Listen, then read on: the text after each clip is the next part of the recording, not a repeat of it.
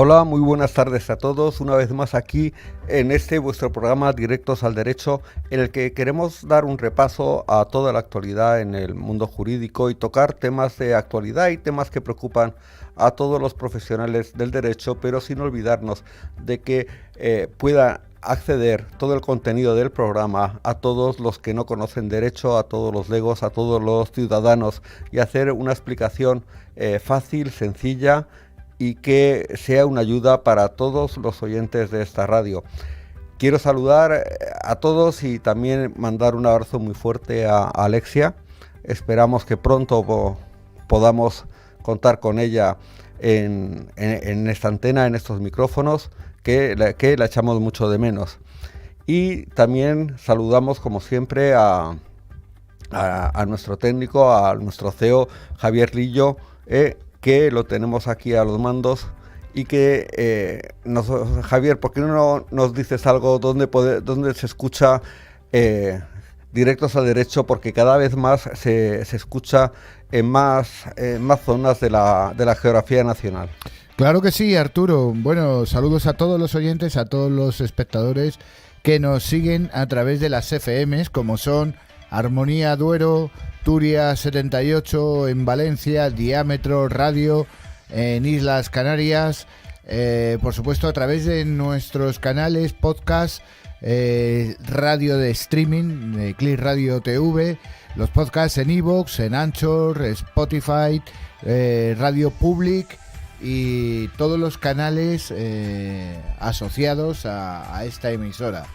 Cada día son más y más, Arturo, los que se van sumando a este proyecto de radio.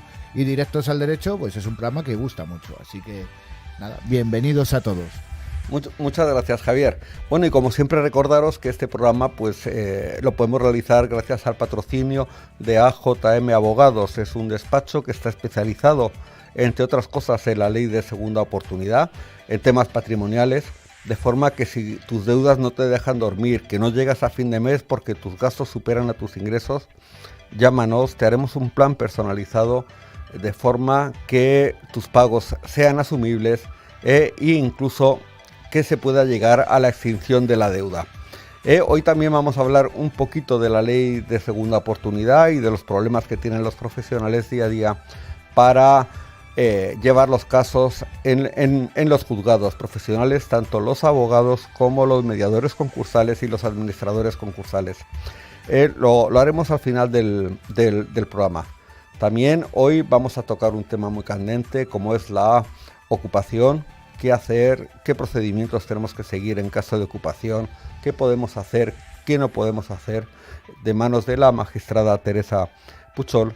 Y luego también hablaremos de marketing para despachos jurídicos, en concreto, pues algunas recomendaciones sobre el SEO de la mano pues de los profesionales de experiencia de diferencia legal como Nadi Zawaki. Y sin más rollos y sin seguir enrollándonos, pues vamos a pasar a la primera de nuestras secciones, que como siempre es un repaso a la actualidad legislativa y jurisprudencial del Tribunal Supremo.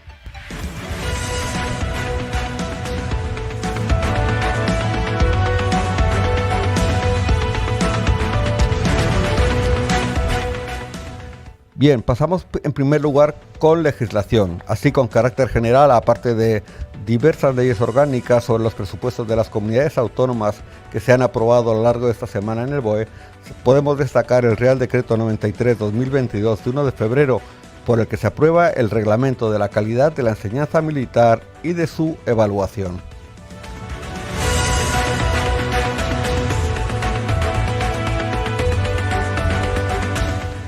Y pasamos a la jurisprudencia. En el ámbito civil, bueno, sorprendentemente, los profesionales que se dedican al derecho de familia creo que tienen que asomarse a la base de datos del CENDOG esta semana, puesto que por lo menos hay 3-4 sentencias dedicadas al derecho de familia y principalmente al tema de la pensión compensatoria, que parece que la tendencia es a desaparecer. Creo que es muy interesante pasarse por estas sentencias, que ahora vamos a resumir algunas, puesto que repasan toda la doctrina, en qué casos se puede dar, en qué casos no, qué requisitos, cuándo se extingue, y realmente la reseña que hacemos, pues debido al tiempo, no explica muy bien lo que son las sentencias, y recomiendo que hay que leerlas enteras.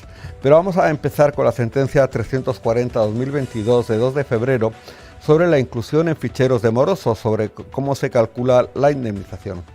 Nos dice la sentencia que el perjuicio indemnizable ha de incluir el daño patrimonial, y en él tanto los daños patrimoniales concretos fácilmente verificables y cuantificables, por ejemplo el derivado de que el afectado hubiera tenido que pagar un mayor interés por conseguir financiación al estar incluidos sus datos personales en uno de esos registros de morosos, como los daños patrimoniales más difusos, pero también reales e indemnizables, como son los derivados de la imposibilidad o dificultad para obtener crédito o contratar servicios, puesto que este tipo de registros está destinado justamente a advertir a los operadores económicos de los incumplimientos de obligaciones dinerarias de las personas cuyos datos han sido incluidos en ellos, y también los daños derivados del desprestigio y deterioro de la imagen de solvencia personal y profesional causados por dicha inclusión en el registro, cuya cuantificación ha de ser necesariamente estimativa.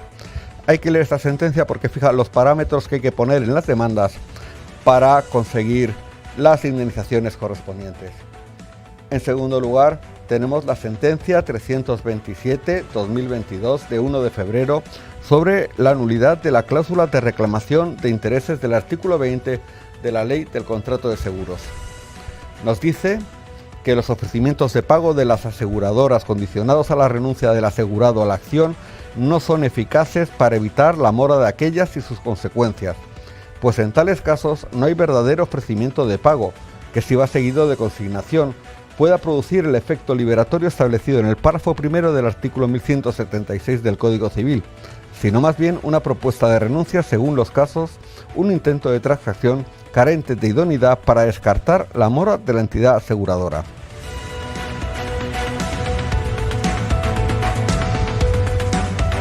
Bien. Pasamos a la sentencia 355/2022 de 31 de enero sobre la pensión compensatoria. Nos dice la sentencia que no cabe fijar en modo alguno la retroactividad de la fijación de la pensión compensatoria a la fecha de presentación de la demanda como si de alimentos se tratara.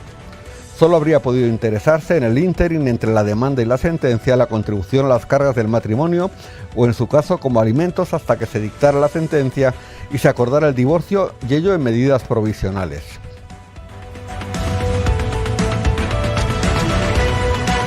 La sentencia 358/2022 de 31 de enero, igualmente sobre pensión compensatoria, nos dice que, sentado lo anterior, es también pronunciamiento jurisprudencial que la percepción de una herencia puede determinar la extinción de la pensión compensatoria por superación del desequilibrio económico existente al tiempo de la ruptura. Así, la sentencia 584/2018 de 17 de octubre señala: esta sala ha declarado como doctrina jurisprudencial en la interpretación de los artículos 100 y 101 del Código Civil que el hecho de recibir una herencia es una circunstancia en principio no previsible, sino sobrevenida, susceptible de incidir favorablemente en la situación económica del beneficiario o acreedor de la pensión y como tal determinante de su modificación o extinción.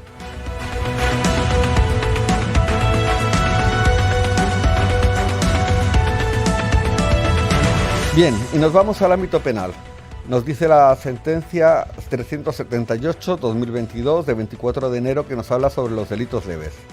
En este caso, un delito leve de amenazas, pero principalmente la sentencia habla de la revisión de sentencias absolutorias en cuanto a los elementos subjetivos.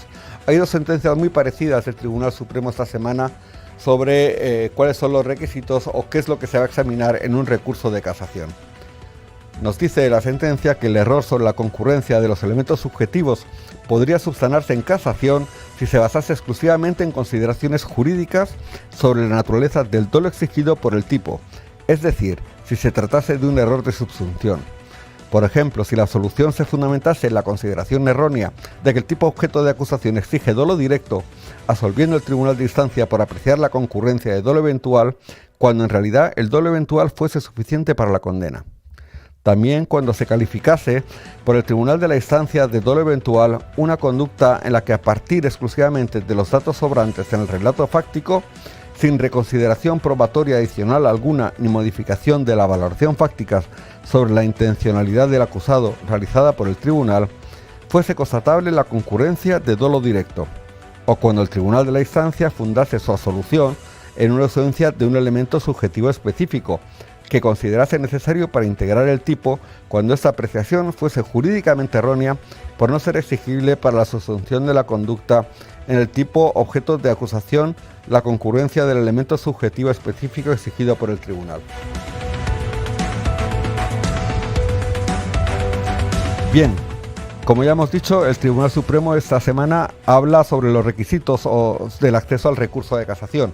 Y en este sentido, al igual que el anterior, tenemos la sentencia 64/2022 de 27 de enero, que nos dice que la reforma operada debe suponer de un lado una modulación en sentido restrictivo del ámbito de control sobre el hecho correlativa a una ampliación de la casación en el ámbito de la aplicación e interpretación del derecho, pues el hecho, salvo excepciones por aforamiento, ha sido objeto de conformación por el órgano de enjuiciamiento que ha percibido con inmediación la prueba y ha sido revisado por el órgano encargado de la apelación, satisfaciendo las necesidades de revisión proclamadas en el ordenamiento.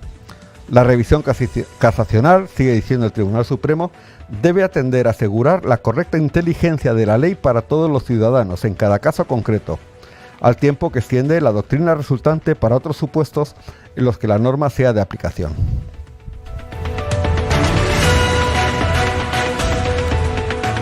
Bien, y ahora pasamos al ámbito contencioso administrativo.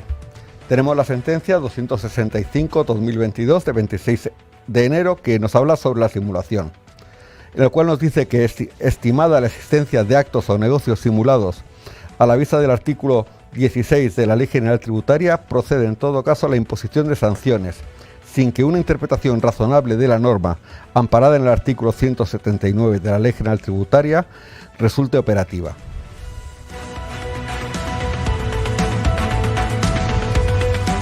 Y luego ya por último tenemos la sentencia 260/2022 de 27 de enero, que nos dice que en el ámbito del impuesto sobre el incremento del valor de terrenos de naturaleza urbana, la comúnmente denominada plusvalía municipal, la solicitud de devolución de ingresos indebidos derivados de liquidaciones firmes como consecuencia de la declaración de inconstitucionalidad contenida en la sentencia del Tribunal Constitucional 59/2017 de 11 de mayo debe efectuarse por los cauces establecidos en el capítulo 2 del título quinto de la Ley General Tributaria. La declaración de inconstitucionalidad no determina que las liquidaciones firmes del impuesto del incremento del valor de los terrenos de naturaleza urbana giradas con anterioridad y que hayan ganado firmeza en vía administrativa incurran en los supuestos de nulidad de pleno derecho previstos en las letras A, E, F y G del artículo 217 de la vigente ley tributaria.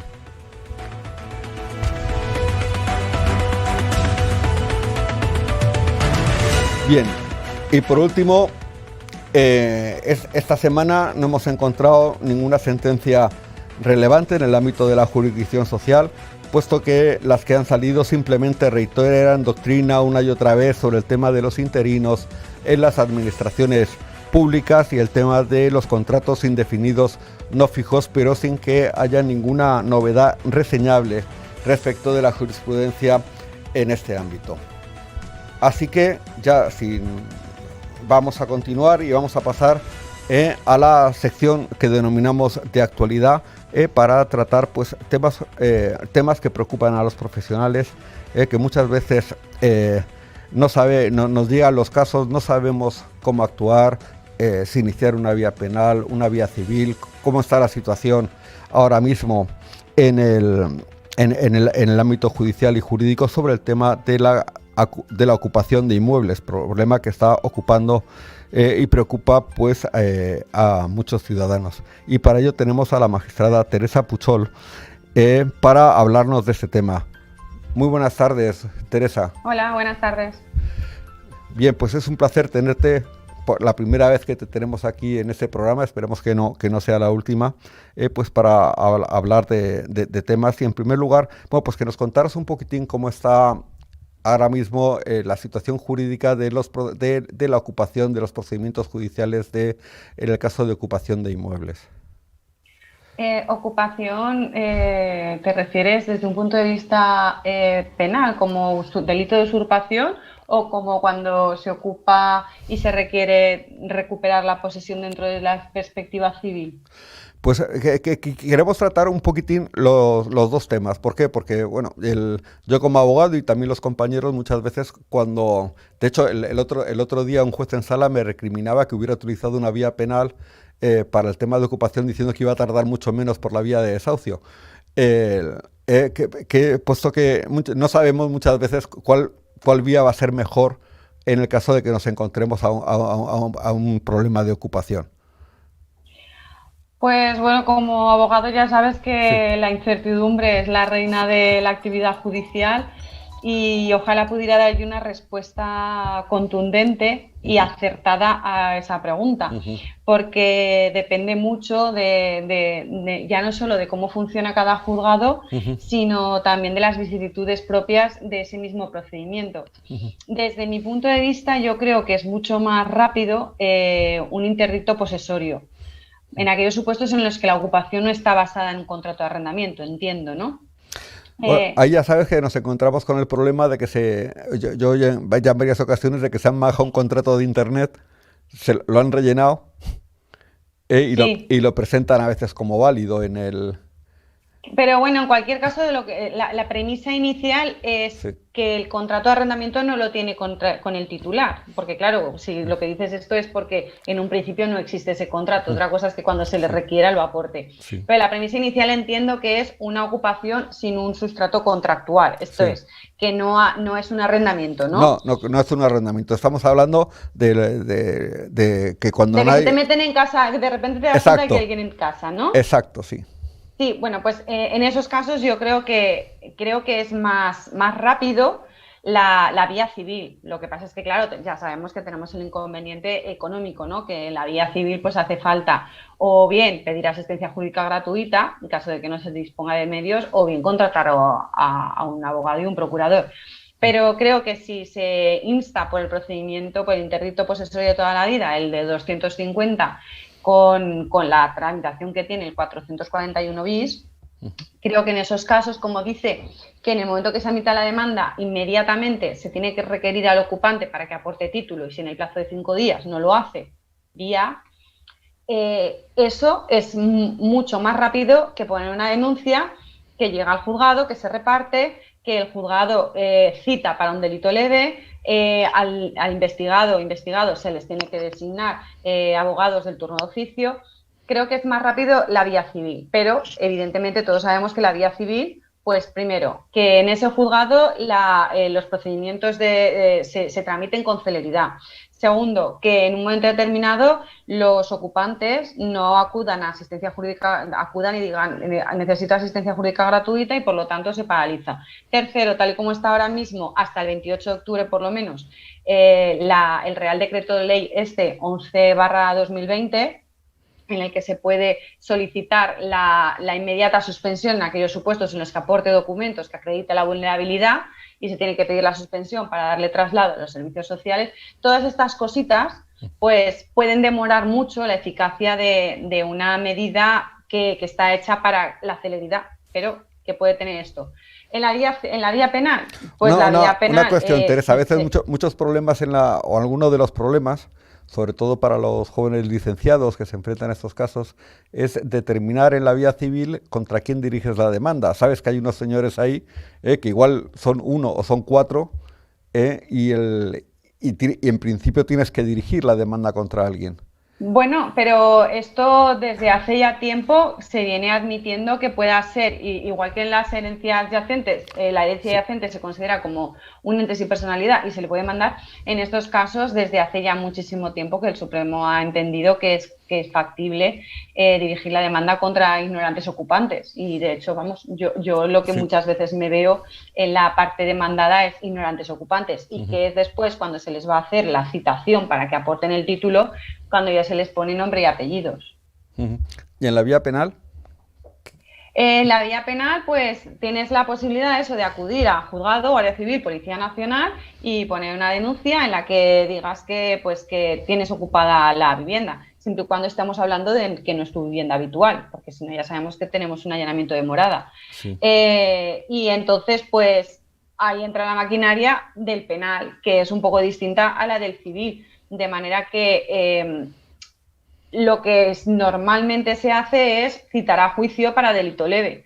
Lo que pasa es que, pues eso, como es un delito leve específico, especial, porque requiere de abogado y procurador, pues claro, cuando te vienen, pues te vienen pidiendo asistencia jurídica gratuita o bien con la designación del turno de oficio. Este también puede ser rápido. La diferencia está, bueno, más que la diferencia, aquí sobre todo es conocer cuál es la marcha del juzgado, si tiene más o menos posibilidades de actuar con rapidez o no. Y eso depende mucho, pues eso, de si el juez en ese momento tiene una agenda de señalamientos. Yo, por ejemplo, los delitos leves ahora estoy señalando a 2 meses, pero si me presentan un interdicto posesorio, yo señalo para la semana que viene.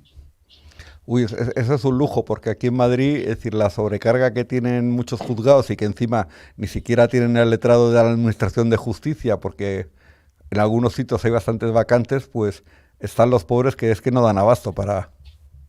Sí, a ver, yo también no doy abasto y yo estoy Sí, sí. señalando, mis vistas civiles las estoy señalando ahora para septiembre porque es verdad que estamos totalmente desbordados, pero Ujú. un interdicto posesorio, igual que una medida cautelar, la tienes que señalar dentro de los 10 días siguientes. Entonces, es un procedimiento que pues yo lo meto a cuchillo y lo señalo para la semana siguiente. Pero también implica eso, que depende, pues que en un momento determinado el que está ocupando no te pida asistencia jurídica gratuita, que no te pida la suspensión por vulnerabilidad, etcétera. O que el propio Entonces, asistente social le diga que vaya, que le hace el informe de vulnerabilidad. sí, la verdad es que los informes de vulnerabilidad que hacen los servicios sociales no son informes. O sea, a mí me deja sorprendida la facilidad con la que eso lo hacen pasar como un informe. Yo al principio solicitaba que me lo completaran y me dijeran, porque se limitan, no sé en Madrid, pero vamos, aquí en Huesca, estos servicios sociales se limitan a decir qué están ocupando, quiénes lo están ocupando, si están o no están percibiendo alguna prestación por desempleo, si tienen o no reconocida alguna discapacidad, si tienen o no menores de edad y si estos tienen o no esta discapacidad y poco más. Pero no es un informe de vulnerabilidad. No me dicen si no trabajan, desde cuándo no trabajan. Si no trabajan y desde cuándo, tampoco me dicen los motivos. Entonces, claro, así es muy difícil que ese informe de vulnerabilidad tenga una mínima vinculación al juez. Porque dices, o sea, que al final tengo que acabar decidiendo yo con datos objetivos porque no es un informe, es una recopilación de datos, sin más. Sí, sí. Y luego, pues, por último, Teresa, aquí siempre hacemos una pregunta, es decir, ¿qué consejo le darías a los jóvenes abogados, a los que comienzan en la carrera, pues para cuando les viene un asunto de esas características, qué consejos les das para iniciar una acción que pueda terminar con éxito y con celeridad? Bueno, yo creo que lo primero es informar convenientemente al cliente de estas dos posibilidades, de los pros de una y los contras de otra, y sobre todo matizarles la incertidumbre de cómo puede, no cómo, porque todos sabemos que al final va a acabar en un desalojo, sino en cuándo. Que el informarles con todo lujo de detalles, todo lo que puedan, informarle a su cliente de qué puede pasar tanto en un caso como en otro.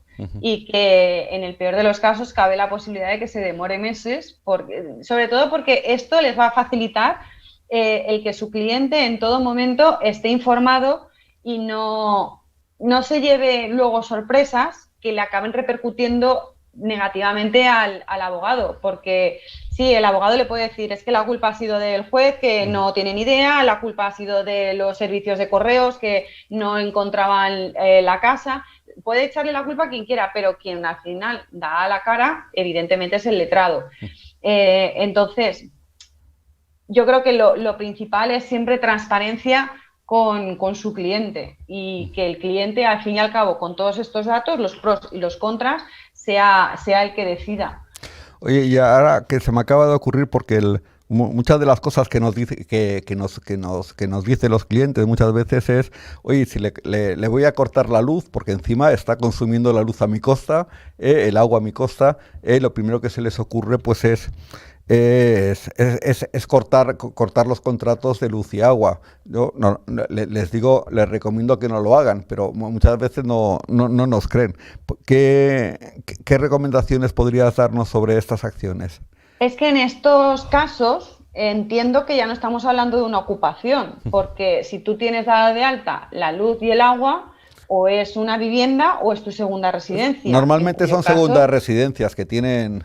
Pero en ese caso también es un allanamiento, no es una ocupación ilegal. Yo creo que la ocupación ilegal implica, evidentemente, que no haya esos contratos. Entonces, si en los casos de un arrendamiento o una segunda residencia alguien se mete, ahí estamos hablando de otro tipo de procedimiento, otro tipo de cuestiones y pues ya sabemos que el cortarle la luz o cambiar la cerradura sin más, que muchas veces se ha considerado como unas coacciones. Y digo muchas veces porque tampoco creo que sea de una aplicación automática. Al fin y al cabo, si el que ocupa ilegalmente, uno de los elementos del tipo que tiene que probar el denunciante es que lo ocupa a sabiendas de que no se quiere que se esté ocupando ahí, en el caso de las coacciones también hay que acreditar el dolo en el caso de que él cambia la cerradura o corta el agua, porque puede decir perfectamente, a ver, yo cambié la cerradura, era mi casa, no sabía que había nadie dentro. Sí. Otra cosa es que sea verdad o no, pero lo que quiero decir es que en las coacciones también hay que acreditar el dolo y el ánimo subjetivo, pues eso, de querer impedir lo que la ley no prohíbe. Oye, sea justo y injusto, ya sabemos. Sí. Pues muchas gracias, Teresa, y muchas gracias por la claridad con la que has abordado este tema y los consejos un poco que nos has dado. Y nada, que esperamos poder contar contigo en alguna otra ocasión pues para algún tema que nos surja y que nos puedas echar una mano. Muchas gracias a vosotros por invitarme, ha sido un placer. Gracias, adiós, buena tarde. Hasta luego, adiós.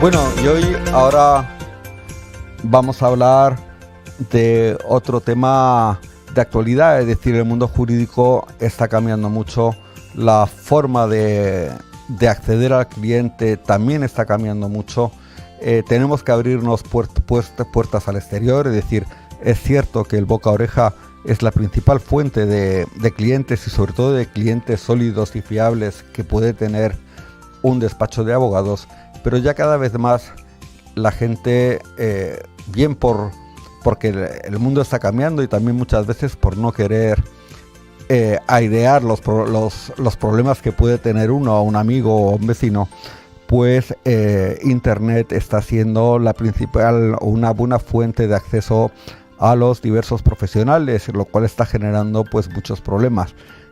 A los profesionales antes nos venían directamente al despacho por una recomendación o por un tercero, pero ahora muchas veces el cliente ha llamado, por lo menos ha escrito correos electrónicos o se ha informado en otros 2 o 3 despachos de abogados, con lo cual es necesario estar introducido en técnicas de venta, en captación del cliente a través del teléfono, puesto que en muchas ocasiones el saber estar en el exterior, el tener una buena tarjeta de visita, el saber atender bien por teléfono a una persona nos va a marcar la diferencia de tener o no un cliente o incluso de que el cliente sea de calidad. Y para ello pues vamos a contar con Nadi Zawaki, que es experto en marketing jurídico, en diferencia legal, que ya en diversas ocasiones pues nos están ayudando a conocer esas técnicas, a darnos algún consejo para poder introducirnos en este nuevo mundo del marketing jurídico para los despachos. Buenas tardes, Nadi, ¿cómo estás? Hola, buenas tardes, ¿qué tal? Mm, Pues muy bien, muchas gracias por invitarme y contento de estar aquí. Sí, hoy vamos a hablar un poco del SEO para despachos de abogados. Es decir, ¿qué es esto del SEO y por qué, cuál es la importancia que tiene para los despachos? Pues sí, como bien acabas de introducir, el marketing jurídico y concretamente el marketing digital está cambiando totalmente cómo entienden los despachos de abogados la captación de clientes. Y el posicionamiento SEO, el SEO son unas siglas que en inglés significa Search Engine Optimization, pero para que todos nos entendamos, sería como optimización de motores de búsqueda. ¿Esto qué quiere decir? Pues que nuestro objetivo como SEO y especialista SEO es conseguir que una página web, ¿vale?, de un despacho de abogados aparezca lo más arriba posible en Google. Es decir, que cuando un usuario haga la búsqueda de una palabra clave, eh, está comprobado por estudios que entre un 70 y un 80% de los clics de los usuarios va a uno de los 3 o 4 primeros resultados. Por lo tanto, esos resultados que están ahí arriba son prácticamente un escaparate, ¿no?, para conseguir tráfico web y, por lo tanto, para los despachos de abogados estar ahí es una posición ventajosa, no solo para conseguir tráfico a su web, sino también potenciales clientes a los que captar, ¿no? Oye, Nadi, una cuestión. ¿Exclusivamente la fórmula para estar en esos 3 o 4 primeros sitios es meter dinero o hay otras técnicas, otras herramientas que se pueden utilizar? Sí, a ver, en el posicionamiento online, es decir, para estar en Google, hay como dos formas principales de estar en ese buscador, ¿no? Está el posicionamiento SEO, que es una forma que no requiere una inversión monetaria, ¿vale? Y luego está lo que se conoce hoy como el posicionamiento SEM, que ese sí que requiere una inversión de dinero. Y la principal diferencia entre ambos, aparte de que uno requiere inversión, es que, claro, cuando tú pagas a Google a través de anuncios para aparecer ahí arriba, esos anuncios pues aparecerán obviamente por encima de los resultados normales, conseguirán esa posición ventajosa, pero una vez que dejes de invertir, pues perderás ese posicionamiento online que has conseguido, ¿no? Por lo tanto, podríamos decir que ese posicionamiento online pagado puede ser interesante para impulsos, para momentos concretos, pero lo que es en el largo plazo, el posicionamiento SEO sí que requiere de pues, ir puliendo muchos factores de la web para que el algoritmo de Google, es decir, para quien evalúa qué páginas se posicionan y cuáles no, pues te decida poner ahí arriba, pues es un proceso, digamos, más largo, pero que a largo plazo también es más constante que el posicionamiento SEM, ¿no?, que es un poco más, como digo, de momentos puntuales. Oye, volviendo un poco al tema del posicionamiento SEO, antes Ujú. has hablado de los términos palabra clave. ¿Qué es una Sí. palabra clave? ¿Cómo hay que insertarla? ¿Cuál es la utilidad de estas palabras? Sí, pues muy buena pregunta. Una palabra clave que lo he mencionado así rápidamente antes no es más que la forma en la que un usuario tiene de buscar algo en Google. No tiene que ser una palabra tal cual, sino que puede ser una expresión como tal, ¿no? Entonces, lo que es interesante para los despachos de abogados no es tanto eh, las palabras clave, sino la intención de búsqueda del usuario detrás de esa palabra clave, ¿no? Te pongo un ejemplo. No es lo mismo que yo como usuario busque qué hace un abogado laboralista a que yo busque contratar abogado laboralista en Madrid. Ambas son palabras claves, pero la intención de búsqueda es totalmente distinta, ¿no? En el primer caso, la intención de búsqueda es mucho más informativa y sin ninguna intención comercial detrás. Mientras que si yo digo contratar abogado en Madrid, ahí estoy claramente dejando mi intención clara, ¿no?, que es la de contratar ya. Digamos que las intenciones de búsqueda también corresponden a distintas fases del ciclo de vida del cliente, ¿no? Digamos que hay un cliente que primero se quiere informar, luego considera distintas alternativas y por último toma la decisión de compra, ¿no? Por lo tanto, aquí lo importante para los abogados es entender las distintas intenciones de búsqueda y saber adaptar su estrategia de contenidos a las distintas intenciones. Es decir, si para una intención más informativa, como el primer ejemplo que he puesto, pues a lo mejor conviene hacer una entrada en tu página web respondiendo a las dudas más frecuentes, pues a aquellos problemas que se le puedan pasar por la cabeza al usuario. En cambio, para una intención totalmente comercial, como es la de contratar abogado laboralista, por poner un ejemplo en Madrid, ahí tendríamos que intentar como empresa y despacho de abogados mostrar nuestras ventajas diferenciales respecto a la competencia y simplemente intentar a través de nuestra web, que es nuestro canal comunicativo, transmitirle la confianza al usuario necesaria para que contrate nuestros servicios, ¿no? Entonces, como digo, el juego ahí está en entender esas intenciones de búsqueda detrás de la palabra. Oye, una de los problemas que se encuentran los abogados es sobre todo, pues, bueno, sobre todo que empiezan, pues se dan de alta allí en WordPress o plataforma similar, se cogen una Ajá. plantilla súper chula, dan un contenido, es un poco el tiempo, ¿no? Que ven que a pesar de que han seguido los consejos y demás, pero que no consiguen llegar o por lo menos a corto plazo a posiciones de primera página, por así decirlo.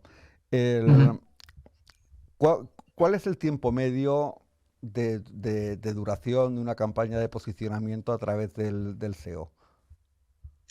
Sí, la verdad que es una pregunta que se hace mucha gente y que es también muy complicada de responder, ¿no? Porque, como hemos dicho al principio, el SEO es verdad que es muy a largo plazo, porque al final tienes que entender que desde que arranca una web, es decir, desde que la creamos hasta que esa web desaparece, eh, cuando sea, pues el SEO siempre es algo que hay que ir trabajando, ¿no? Y además el algoritmo se va adaptando, o sea, se va actualizando todo el rato. Entonces, nuestro trabajo como SEO es también ir adaptando esa web, esos contenidos, a lo que entiende Google, que es lo mejor para el usuario. Al final, el objetivo de Google es satisfacer la experiencia del usuario, porque es un usuario contento, es un usuario que usa tu plataforma, que es Google, por lo tanto, más dinero que se lleva Google. Pero volviendo a tu pregunta, va a depender de varios factores. El tiempo de posicionar una web va a depender, por ejemplo, del estado inicial de la web, ¿no? No es lo mismo una web como llamamos una web chapucera, ¿no? O recién comenzada que una web que ya está más trabajada, o que una web tenga, por ejemplo, 200 páginas que posicionar, no es lo mismo que una página que solo tiene que posicionar 10 páginas, ¿no? Entonces, el volumen también de contenidos ahí pues va a influir en el tiempo promedio de esa campaña de posicionamiento. Y también hay otros factores muy evidentes como, por ejemplo, la competencia, ¿no? Si digamos que tú estás en un nicho que es más bien como lo que se suele llamar un océano azul, ¿no? Que no hay tantos competidores directos, pues el tiempo para posicionarte en esas primeras posiciones va a ser mucho menor que si la competencia es totalmente feroz, ¿no? Por así decirlo. Pero ya digo, entonces, en función de estos factores, pues puede ser una cuestión de 3 meses, de 6 meses, un año, pero sí, lo que tenemos que tener en cuenta, y esto sí que creo que es un mensaje que hay que transmitir, es el tema de que no es una cuestión de que tú hagas una cosa en 6 meses y luego no lo toques más, ¿no? Porque tus competidores luego pueden mejorar lo que tú ya has hecho y volver a adelantarte. Por lo tanto, el SEO hay que contemplarlo como una carrera de fondo, una maratón y no como un sprint. Y, y sobre todo, pues ir poco a poco actualizándose y entendiendo cuál es o qué es lo que entiende Google como una página web de calidad. Que ahí está la gracia, ¿no? Descifrar cómo funciona el algoritmo, cómo se va actualizando y cómo entiende qué es lo mejor para el usuario. Oye, y otro de los problemas que se encuentra, o que se quejan de que muchas veces la gente que llama, pues simplemente llama para informarse Mm. o simplemente para pedir presupuestos, pero que luego no son capaces de captarlo. El, el, ¿cómo, ¿Cómo tiene que figurar esa página para que el cliente o intentar captar un cliente que no pretenda Mm. una mera llamada o simplemente que vaya a una competencia pura de precio? Sí, a ver, obviamente yo creo que en nuestra web tenemos que tener, volviendo un poco también a lo de la estrategia de contenidos que comentaba antes, tienes que tener páginas en tu web, probablemente del blog, que respondan más a las dudas más informativas, ¿no? O como dices tú, que simplemente quieren informarse sobre un problema concreto, pero no tienen la intención de contratarte, pues yo creo que ahí es cuando realmente está la calidad de una empresa o de un despacho de abogados en facilitar mucho, mucho valor y mucha calidad a través de su blog, ¿no? Para responder a esas dudas y luego crear páginas, como dices, específicas con elementos eh, que intenten como captar más a los clientes para digamos, ya más intención de comercial, ¿no? Entonces, hay que primero hacer un estudio de palabras clave, ver qué tipo de palabras clave tenemos en función de estas diferentes intenciones, y para esas palabras más comerciales tenemos que intentar incorporarlas en páginas que tengan pues llamadas a la acción, que no tengan tampoco un menú navegacional que invite tampoco al usuario a abandonar la página, y sobre todo dejar claro en los mensajes estratégicos de esas páginas más comerciales que la intención al final es no solo pedir un presupuesto, sino realmente te vamos a ayudar a solventar un caso o solventar una duda. Pero las dudas, como digo, hay que intentar abordarlas en el blog de forma que no solo te llamen para pedirte una duda o para pedir presupuesto, sino dar la información de antemano, ¿no? Mucha gente también dice, es que solo me llaman para el tema presupuestos, como comentas. Pues yo creo que si tú tienes de alguna forma, siempre va a depender de cada caso, pero si tienes también paquetizado un tipo de tarifas, darlas de antemano también va a permitir filtrar ese tipo de llamadas y que las que te llamen sean, por así decirlo, potenciales clientes de alta cualificación, ¿no? Que no sean simplemente gente que en cuanto le digas la tarifa te cuelguen, ¿no? Entonces yo soy partidario de eso, de dar la información de antemano para hacer ese filtro de clientes. Oye, y por último, ¿qué consejos nos puedes dar para los abogados que implementan para mejorar que quieran mejorar su posicionamiento SEO? Sí, respecto a esto, yo, la verdad, para nuestros oyentes y tal, lo que quiero es dar consejos que sean prácticos y que no requieran tampoco un conocimiento técnico, porque obviamente en el SEO hay muchas cosas que son a lo mejor más complejas, que a lo mejor pues un abogado no debería de por qué conocerlo, ¿no? Por eso yo tengo aquí he pensado un par de consejos. El primero tiene que ver con el tema de la velocidad de carga, ¿vale? Google le da muchísima importancia a una web que carga rápido, porque una web que carga lento es una web que el usuario entra y si ve que no puede entrar porque está cargando, se sale. Entonces, eso lo va a castigar a nivel de posicionamiento. Por lo tanto, para uno de los factores que va a ayudar a mejorar que nuestra web sea rápida y satisfaga esa experiencia del usuario es el tema de las imágenes, ¿vale? Las imágenes es dentro del contenido de la web, es de lo que más pesa en cuanto a espacio, ¿no? Por lo tanto, pues, tenemos que intentar que las imágenes pesen lo menos posible para que la web vaya lo más rápidamente posible. Para eso hay herramientas que son totalmente gratuitas y online, que si buscas en Google cómo comprimir imágenes o compresor de imágenes gratis, hay unos cuantos que tú simplemente subes una imagen, ese compresor te la comprime sin que pierda calidad, y tú luego la puedes subir a tu web pues pesando un 80% menos. Entonces, esto lo que nos va a ayudar es que si nuestra web tiene todas las imágenes comprimidas y pesan poco, la web va a ir más rápido, Google lo va a apreciar más y por lo tanto vamos a conseguir un mejor posicionamiento SEO. Y como digo, es algo que, ya digo, es una herramienta gratuita que no hace falta ningún conocimiento técnico. Ese sería el primer consejo. Y mi último consejo, que está a lo mejor más enfocado para despachos de abogados que trabajen en un área geográfica concreta, pues en una ciudad, una comunidad autónoma, es el tema de crear un perfil de Google My Business. ¿Qué quiere decir esto? Cuando tú buscas, por ejemplo, abogados en Madrid, ¿vale? O el nombre de un despacho concreto, voy a inventar un nombre, Abogados Rodríguez Madrid, ¿no? Te sale a la derecha como una fichita, ¿no? Con su ubicación en el mapa, con unas reseñas, con su horario de apertura. Pues esto es la ficha de información de Google My Business. Esto quiere decir que esa empresa tiene un perfil creado en esta plataforma. Esta plataforma de Google, que se llama Google My Business, es muy sencilla, totalmente gratuita también, y es muy interesante que los abogados lo empiecen a usar. Yo he visto muchos que directamente no lo tienen, o hay gente que sí que lo tiene, pero que la información no está completa. Pues creando un perfil y rellenando esta información, lo que vamos a hacer es darle mucha más información a aquellos usuarios más de nuestra área geográfica, y también va a ayudar que Google entienda que este negocio es local y lo posicione más ese SEO a nivel local. Y como digo, va a pedir información muy fácil de rellenar, como puede ser la dirección postal, el horario de apertura, los tipos de servicios que ofreces, tu categoría empresarial, etc. Por lo tanto, esos dos sencillos consejos sería lo que yo les recomiendo a los abogados para que por lo menos empiecen a generar un impacto positivo en el SEO y que esto, como digo, no requiere de ningún conocimiento técnico ni avanzado para empezar a generar esa visibilidad en Google.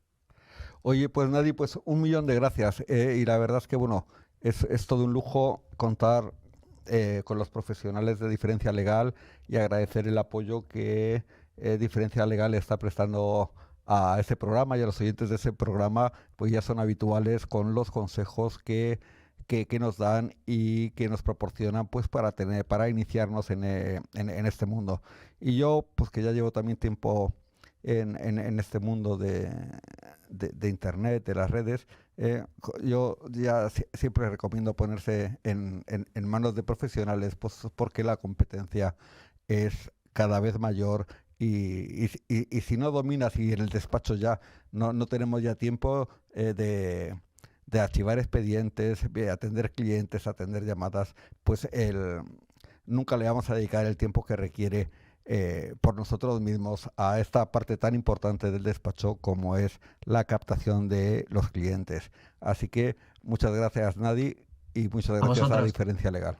Igualmente, hasta luego. Hasta luego.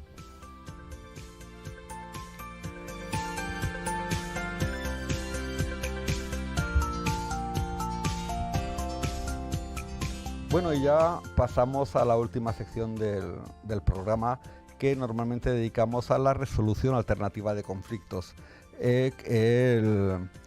Aunque ya tras la intervención última de Nazaret Romero, ya hay que cambiar el chip y hay que decir la resolución adecuada de conflictos, lo que se suele llamar las letras más. Y dentro de este ámbito, pues uno de los aspectos clave, o que en ese momento está teniendo una relevancia fundamental por el número de asuntos que se tratan, es el tema de la mediación concursal. La mediación concursal, en el cual pues en AJM y en AOH Mediadores, que es la institución de mediación que presido, cada vez está teniendo un peso fundamental en las tareas habituales. Y nos encontramos con varias cuestiones que yo quiero comentar aquí, sobre todo pues para que los oyentes y también los profesionales que oyen este programa sepan pues las graves dificultades con las que nos estamos encontrando. Hoy, sin ir más lejos, pues me acabo de encontrar con una sentencia de un juzgado de Arganda del Rey, que es una auténtica salida de pata de banco y totalmente sorprendente, en el cual a un deudor en concreto que acudió al mecanismo de segunda oportunidad para intentar una exoneración, pues el juez a las claras en el auto que le inadmite el procedimiento a trámite, no se le ocurre decir otra cosa que como tiene nómina que pague, sin analizar la situación concreta de las personas y en contra de lo que está ocurriendo en prácticamente la totalidad de los juzgados de este país. Es decir, eso de que como tiene nómina que pague, oye, pues hay que ver cuáles son las circunstancias, y si no, lo que hay que hacer, si no gusta ese procedimiento, es que cambie la ley. Pero tal como está ahora mismo, con una ley pensada en ayudar, en dar esa segunda oportunidad a los profesionales, a los autónomos que tan mal lo han pasado en esta época de pandemia y que muchas veces se han visto obligados a cerrar sus negocios, como me ha ocurrido hoy con un cliente mío que desgraciadamente ha tenido que cerrar su taller, pues este mecanismo de segunda oportunidad pues es un respiro y le da la oportunidad de volver a emprender y de no sufrir una persecución, o a veces, muchas veces, la muerte civil, que es aparecer en los registros de morosos, puesto que al aparecer en este tipo de registros, pues prácticamente te limita para muchas de las labores de la vida cotidiana. Y por eso nos encontramos sentencias como la que hemos comentado en primer lugar en el programa del Tribunal Supremo, de cuáles son los daños y perjuicios que puede tener una persona que es incluida de forma indebida en el registro de morosos. Otra cuestión que nos encontramos, otra dificultad, es que con todos los procedimientos que llevo, les puedo asegurar que ahora mismo soy incapaz de saber cómo se tramita judicialmente un procedimiento de ley de segunda oportunidad. Y cada vez es más difícil, porque cada juzgado lo tramita de una manera distinta.